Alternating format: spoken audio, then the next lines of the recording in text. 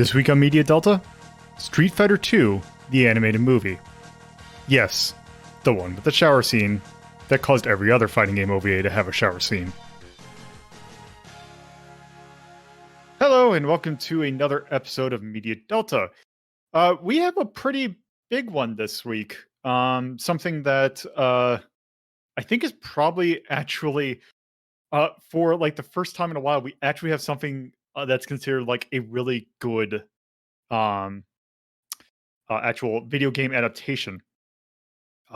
We are talking this week about Street Fighter II, the animated movie. And it's definitely different than the other Street Fighter movie we watched. Yeah, Uh, it feels good. yeah.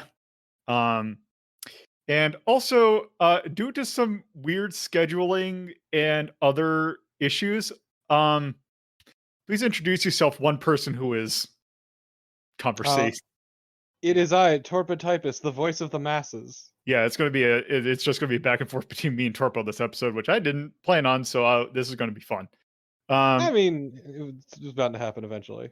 yeah, I mean, we Wink, definitely, it was going to happen next week. nudge, nudge, Cobra, nudge. Yes. Um, so we might as well just get into the meat of it, I guess. Turbo, Mhm. what was your general impression, and what kind of things would you want to bring up? This is a Street Fighter-esque Street Fighter movie. Holy shit! It's everything you could want from Street Fighter, which is uh, stereotypes and people beating the shit out of each other. Like, what more could you ask for, honestly? Yeah, it's like it is like the Street Fighter movie tried to Street Fighter movies, the Street Fighter, like the live action movie, um that like it theoretically tried to cover some of the lore, but it wasn't quite. And by that I mean like Shadowloo and all that, because like every good fighting game, it has a complete Street Fighter has a convoluted story, and it even had it in like Street Fighter 2. Whereas like Street Fighter 1 was just, I don't even know if like they consider Sagat like a bad, like a part of like some criminal thing. Like he was just a hulking dude. A And big then boy. Street Fighter 2 just made it so that it's like, oh, it's this Shadowloo thing. And Shadow Law. yeah, the dub calls it Shadow Law, but The yeah. dub was really good. Yeah, the dub was pretty good. It actually has some pretty good voice actors in it. It's Also, not, some really choice lines. yeah, it did. Also it like um Added in some really good music. yeah, that's another thing that we'll have to talk about. But yeah, uh we um you don't see that, or you don't hear a lot of like the common ones, voice actor, especially for the English ones. It's people who definitely have done voice acting, but it's not something that's like super common voice. It's not like your Wendy Lee Williams, your of course all of them are just flying out of my head, like I almost said Spike Spiegel, but that's not Steve Bloom.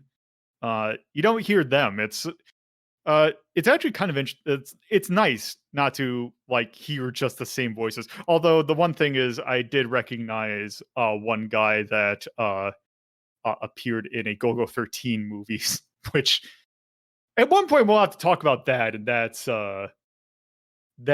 yeah. I mean, we also recognize Bato's voice. We recognize Steve Bloom.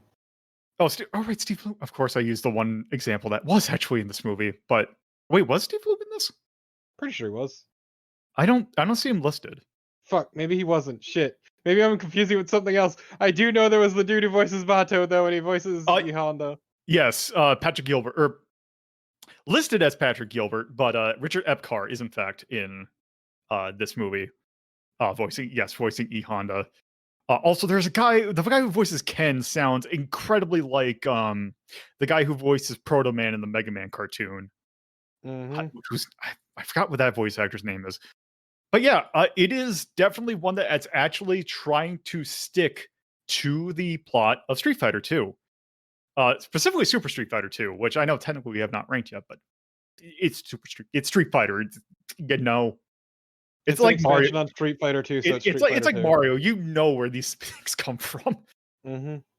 Um, but yeah, it yeah, it's played in pretty straightforward. Like it's not like trying to poke fun at itself. It's Also actually the mm, like it's much more of a straight up adaptation, which is uh pretty neat actually. Like the Mortal Kombat one almost kind of felt like it was playing off of itself, but this is actually pretty straightforward. also Which there's is the, actually production value in it too. yeah, the guy who directed this movie, Gizaburo Sugi, I believe, is actually like he's had a long tenure in anime. Like he started stuff. He was working on the '60s Astro Boy. Like Oh, he Jesus. and he's done a few Lupin the Third films. Like he did, I believe, The Secret of the Twilight Gemini is one. Uh, I'm just looking through here. He's done an adaptation of Hinotori or Phoenix, which I guess is kind of a thing. Also, we may at some point be seeing two of his movies that were based on Kenji Miyazawa um, books, Nine the Galactic Railroad and The Life of Midori Gusko.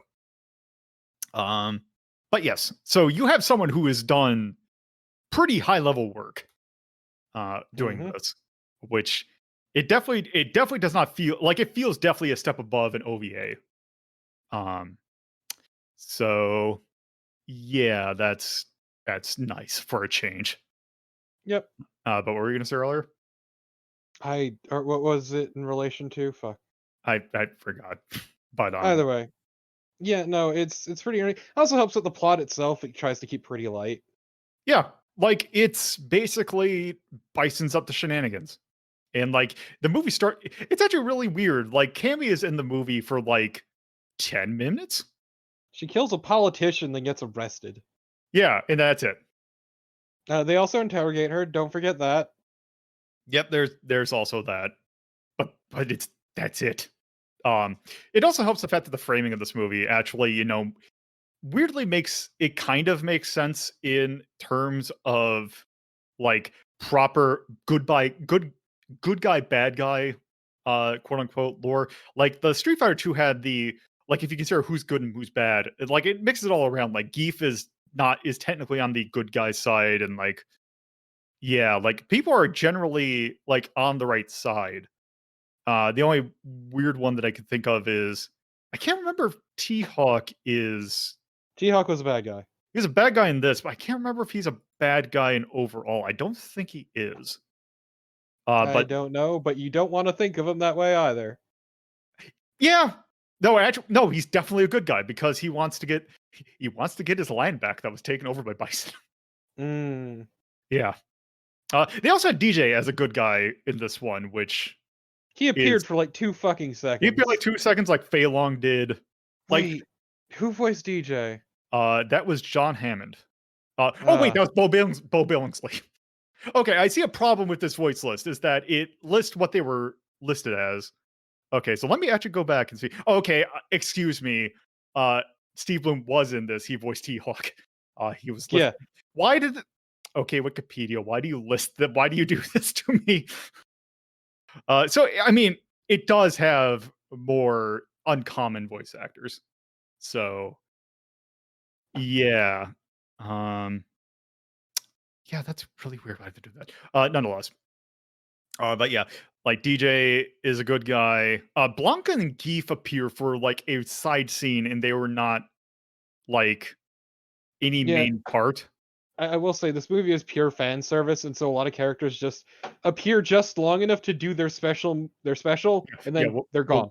we'll get to the fan service in a bit. Not that fan service. You know what I fucking Yes, mean. yeah, it's fan service in many ways. This movie, um, yeah, and like Dulcim appears for like fighting E Honda, who like they're basically considered like just like people who are fighting. Yeah, Um, and then Dalcine pisses himself because he can sense Ryu nearby. yep. Yeah, it's also another thing that's odd is that Ryu and Ken, while they play a big part in this movie, they don't actually feel like the main characters of this movie. They're more used as like framing devices. Yeah, they're meant to push the plot along, but they're not like the main ones. The main ones are actually Chun-Li and Guile, which I guess Chun-Li because I mean she is a pretty big part of Street Fighter lore, but also, the female protagonist. They're Also, the real most quick, people. she makes some really fucking good faces. Uh, Chun-Li is really expressive in that movie, and it's actually really good. the animation in this movie is really good. Also, I like that they portray Guile as a complete asshole. He's a complete dick up until he isn't. Yeah, which I feel is more fitting to the canon. Mhm. Um, but yeah, and then Bison um has Sagat really doesn't appear a whole lot in the movie. Of any of like the bad like the trio bosses from the original Street Fighter 2, Vega is the only one that really makes a big impact. And he is in fact one of the probably the one of the more famous scenes in this movie. Um and yeah, gets portrayed as a complete maniac. Like Mhm. he is. Um and then Balrog shows up some point? I can't even remember when he showed up. He showed up A to talk about a cocaine deal, and B he get the crazy eyes during a fight. I forget who with. Yeah, it's yeah. Um yeah. Um yeah. So yeah, like all the characters show up and they're more like a lot of them are just like, "Oh, hey, it's that character that we feel obligatory like obligated to put in." Yeah, remember that guy you like? Here they are doing their special. They're Yep. super. Yep. Um Even Akuma shows up Yeah, in but like he's just sitting in a corner. yeah, he's just sitting in the corner doing nothing, which I feel is great. It's very Um fitting. You couldn't see him attack at the end of the movie. yep. Uh Yeah, I wonder if that last scene in that movie is weird. Yeah, Where we can save that yeah, let's save that for a bit at the end. Um, so yeah, is there anything else we wanna kind of go over first? for Like, not really if we're just talking about broad strokes. yeah, Also, um, Shadow Law. yeah, Shadow Law. Um, One thing I do want, like, let's, I guess, like, well, okay, I think we kind of missed over kind of one part of the question. How'd you like it? I quite enjoyed it. I thought it was a lot of fun to watch. It's just a bunch of people beating the shit out of each other, and that's all I really need from a Street Fighter movie, if I'm gonna be honest. Yeah, it definitely like I liked it as well. I would definitely it is definitely well produced. Um It's not it yeah. terribly complicated, but it doesn't need to be. Yeah, it's not like I wouldn't say it's like oh it's like a masterpiece or anything. I would definitely say it is miles above several other game adaptation things. It's fun Um schlock. yeah, it is a fun thing to have on the background. Um Yeah, so let's I guess kind of then move on to yeah, how like we kind of gone over the characters, but how do you feel about how the character likeization in this movie is? In general, they're pretty much characterized how they should be, at least as far as my Street Fighter knowledge goes, which isn't terribly extensive. But yeah, it's they all seemed actually pretty on point. As I said, Chun Li was a lot of fun. I really enjoyed all her expressions and just her personality in general. She probably got the most characterization Yeah. of anyone in the movie. Yeah, Whereas Chun-Li Ryu just climbed a bunch of fucking rocks. though I mean to be fair, it's Ryu. Ryu has never gotten like the closest thing to a plot line they've gotten is basically him succumbing to I forgot what the thing is, but the thing that makes him evil Ryu in later ones, like To the be fair, we Setsuya did get Violent Volcano. Ken. Yeah, you got Violent Ken in a weird way. We Um, also got fucking Flowchart Ken. yeah, yes, we did have a fight that was he mostly did Shoryukens, which is great. Um, but yeah, it's like of the characters that you could really work with, I guess it's always the thing. It's like I don't feel like it makes sense of the characters for Chun-Li to interact with. I guess Guile is technically the one that would make more like actual sense, but it really doesn't like yeah, it Guile's kind of boring. He's the dick with a heart of gold. Yeah. Um, yeah. It's the classic. He doesn't trust his partner until they prove themselves. Yeah. Um, yeah. In that, yeah, every character, like the only one that I feel like is slightly weird is E Honda. I don't believe E Honda was a like that kind of fighter, but He was super jovial, really. like I believe he is, but I don't remember. But then again, it might be just something I forgot. Um, Also, he goes off to live on a giant rock in with Ryu. yeah, because it's like, oh, the we Japanese got to stick together. Yeah, and so they just live on a fucking straw hut on a giant rock that has a forest next to it, I guess. Yeah. Um, but yeah, also all the kind of little story beats that you wouldn't see in the game are in here. Fei Long being a movie star is in here. DJ being a DJ is in there. Uh, you see Eliza a lot. Like Eliza makes a lot of appearances in this movie. Who is Ken's? I don't know if technically fiance, but Ken's girlfriend essentially makes an appearance in here a lot. Which and she's portrayed like she looks like she does. Like in every that is the other thing. Everyone looks like they should. Even to the point where it doesn't make sense, like Chun-Li, always in her costume, Despite working for Interpol. despite working for Interpol. It's also great because it's like there's a scene where there's a bunch of people that are like in a fancy party, but then it's like, okay, where's the guy that's going to be in a Street Fighter clothes going to appear and like be really obvious? But And then that you see Balrog, and then you see Balrog. Um, who is unfortunate. yeah, I guess they just decided not to have Balrog in there for like I don't know, even a potential making it look like and or Mike Tyson. But yeah, But yeah, he was at the party though, talking about dealing cocaine. I guess it is kind of maybe closer to whatever. Um, yeah. It Vega just looks like Vega. It is kind of funny though, is that even in like the dub, like they try and subtitle certain things. But you see a thing in the background that it's definitely Vega, but it's labeled as Balrog. Which, if you're not familiar with how names changed from the Japanese to English version, Balrog or Vega over here was called Balrog in Japan. So, yep, there's that fun stuff. Um, so yeah, I guess that's kind of the character. There's not a whole lot of original characters outside of the robots, which are basically just like techno sagots that are basically just used to Gauge spy people's on fighting things. strength, but they don't actually fight. Yeah, they're just meant to they're meant to be inconspicuous in the most inconspicuous way possible. Mhm. It's really dumb. I love that time when Chun-Li kills one, but there's another one just hanging out off in the distance just Yeah, 'cause. it's like, "Oh, yeah, we found this one. It's watching over you. Ha ha ha." And then there's just another one up top. Um, so yeah, there is that. I think that there's also like Bison has like a uh thing, like a character.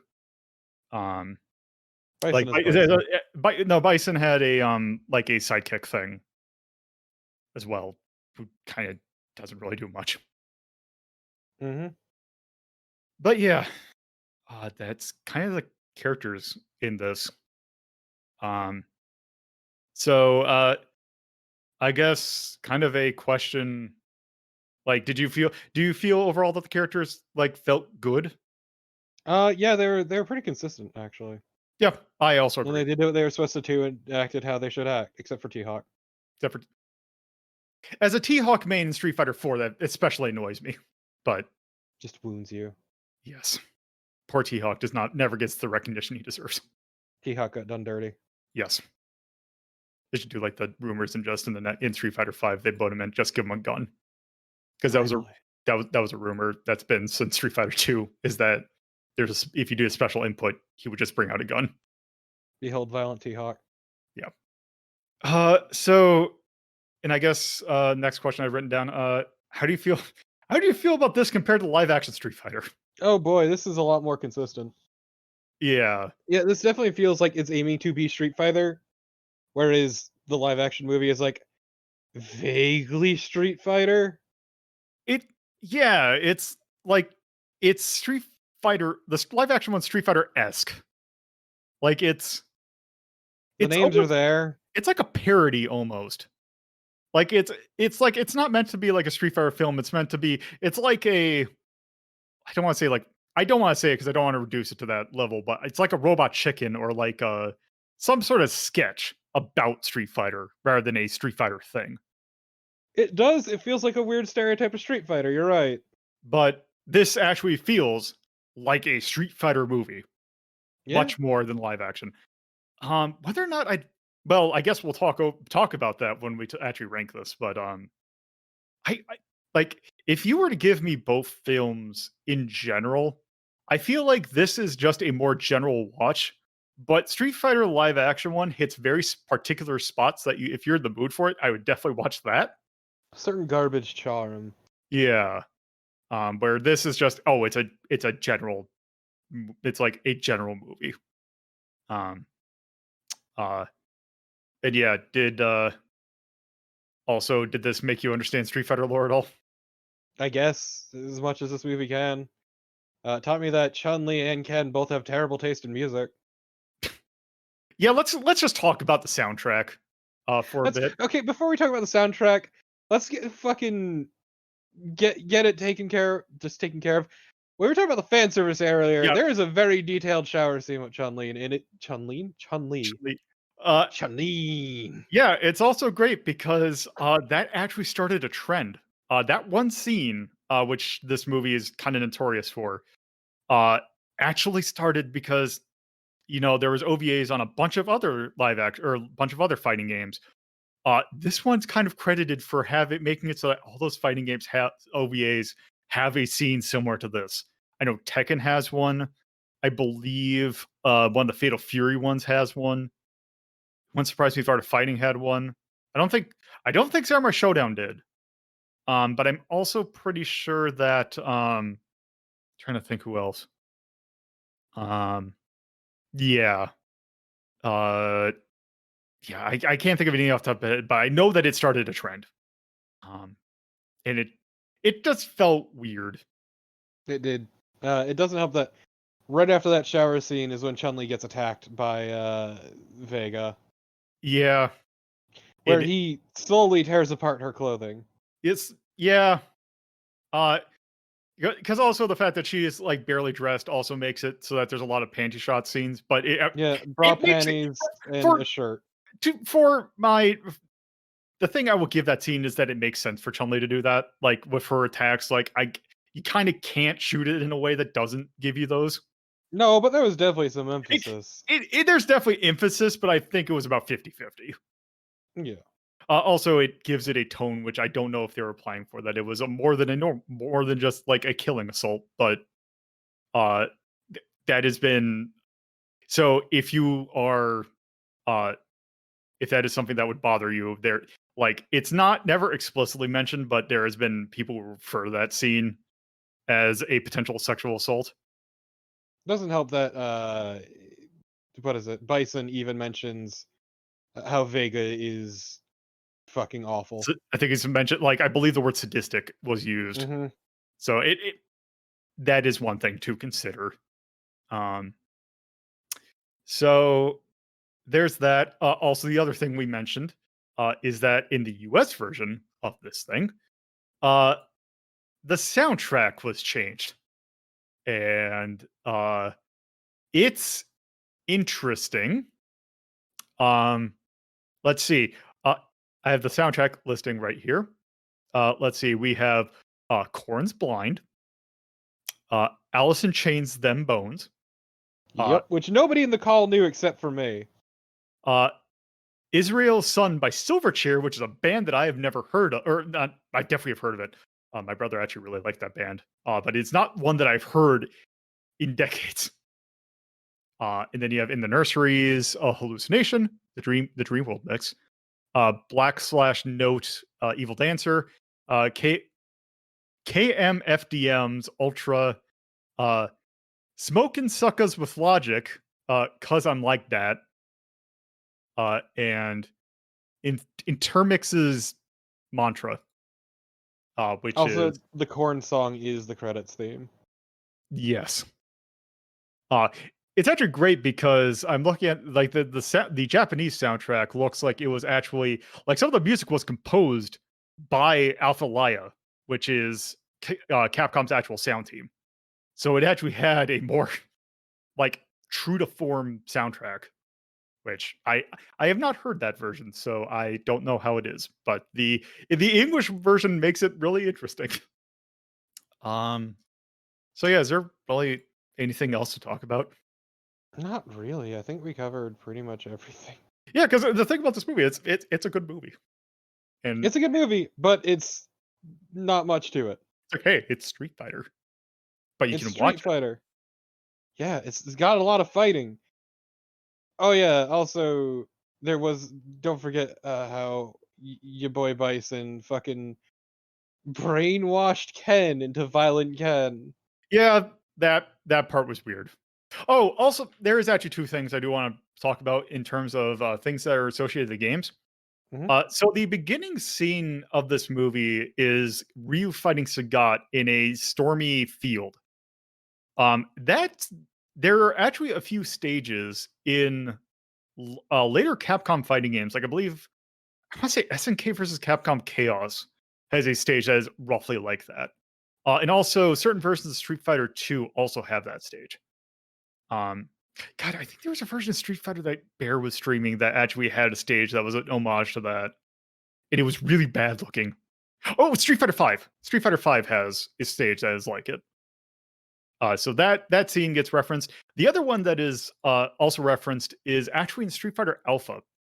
Uh, there is a special mode in the console versions of Street Fighter Alpha, like I think the series overall, called the Dramatic Action mode, which uh, has you and someone else. Like it's a two-player versus one-player mode, where I believe two, like one player and two player take on a computer-controlled Bison or and Bison who is much stronger.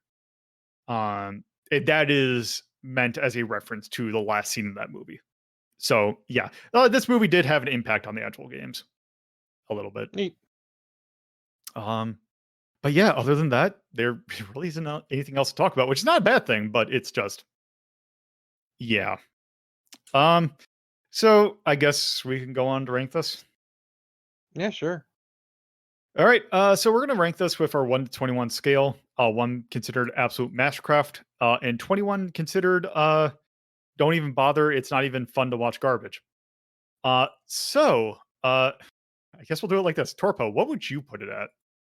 Probably about a 5. I'd say it's better than Mortal Kombat, Yeah, but I could definitely agree with or like maybe 4 because it'd probably be on par with these.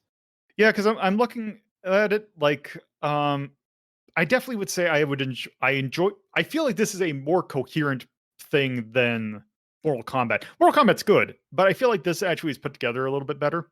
Hmm. Because it is somewhat humorous, like I know the Mortal Kombat movie was going. So you actually have like that kind of element, but actually keep it in canon, which is actually Hmm. kind of interesting. So yeah, I would say 4 or 5. I feel is uh pretty good because on 4 we have Merry Christmas, Mr. Lawrence and the East OVA, and at 5 we have season 1 of Game Center CX. I'd say 4. I think it's probably on the level of Ys. I think 4 is definitely good. Because if you look at 3, we have Dirty Pair Project Eden, Ghost in the Shell, Bugs Bunny Roadrunner movie, and Road to El Dorado. I would definitely say that those are more enjoyable watches. So I think 4 is perfectly good. Yeah, fine by me. Okay, so we have Street Fighter 2, the animated movie. This is going to be episode 39. This came out in 1995, I think. I thought it 94. was It's okay. listed as 94 August. Let's see. It's listed as August 6th, 1994. Okay. Yep. Directed by. Let me copy paste that name because I'm not going to be able to spell it because it has characters in it. Let's see. This was a theatrical movie, and this is um this is definitely a martial arts movie. And Mhm. yeah, it's also the tone is definitely martial arts. Yep. Okay, so is there anything we also I'm gonna call out that one scene. We didn't Yikes. yeah, we did well, there's I get should we put yikes? Balrog. Okay, I'll put yikes. But also the assaults, which we gave 4. I'm gonna put it as a star for now. Okay, is there anything we want to call out in music, charm, cinematography, storytelling, action, or art? I would say charm, action, and art. Charm, action, and art. Yeah. What about you? Charm, like it definitely looked good, and I think the action was pretty good. Uh, I think the music, I might put the camp. Yeah, if we're just talking the English version. Yeah, I'm gonna put that there. Like cinematography, it's fine, but it's not It's anything. workable, but And yeah. the story is the story. Story's bare bones. I would also almost argue Made with Abundant Love, Um, but I w- I you would could argue the other way too. I would argue that it's right just maybe the tail end below Makes Made of sense. Abundant Love. So it's like it's getting close, but I wouldn't say it's quite there yet. Okay. Yeah, then Uh, otherwise I think that's fine. I think it's fine because the length was fine, and I don't think there's really anything else to call out about it. Yep, not really. So yeah, that was Street Fighter 2, the animated movie. So before we talk about what we're doing next, Torpo, is there anything you want to plug? Twitch.tv/torpidtypist and at torpidtypist on Twitter. Um, I guess I'd like to plug the whole left by these other commentators. Yes. Yeah, unfortunately, we had some scheduling issues that kind Yeah, of things happen. things People happen. have lives. Yep. So with that, the next thing we're going to talk about is also going to be another just me and Torpo talk. Because next week we're talking about Space Cobra. Yeah. Based on we did a PS1 Cobra game. But I feel a lot of people in our kind of circle, our kind of sphere of internetdom, are familiar with the Retro Prey series, and one of their more famous long play ones was on a Sega CD game based on this franchise, which I feel that game did this franchise incredibly dirty. But yeah, we're going to be talking about that next week. Well, we're going to be talking about the TV series for it that's just called Space Cobra. We're going to be talking about the first part of there are 2 major arcs that are covered in that Sega CD game, which we will be discussing that. Because the entire thing is like 30 episodes long, so we're Mhm. just going to do this first part for now. But yeah, so I guess with that, thank you all for listening. But If you would like to look at the full list of rankings for yourself, please visit r3.ldp.life and go to the Media Delta List tab. If you would like to watch Media Delta's sister show, Retro Rank Rhapsody, you can either watch at youtube.ldp.life or by tuning into twitch.tv/LoadedPuzzlo at 7:30 p.m. on Fridays, 2:30 p.m. on Saturdays, and 1 p.m. on Sundays. All those times are from the Eastern US time zone. If you would like to discuss this episode with the community, you can do so by joining our Discord server, which you can do so by going to discord.ldp.life. Thank you again for listening, and I hope you tune in for our next episode.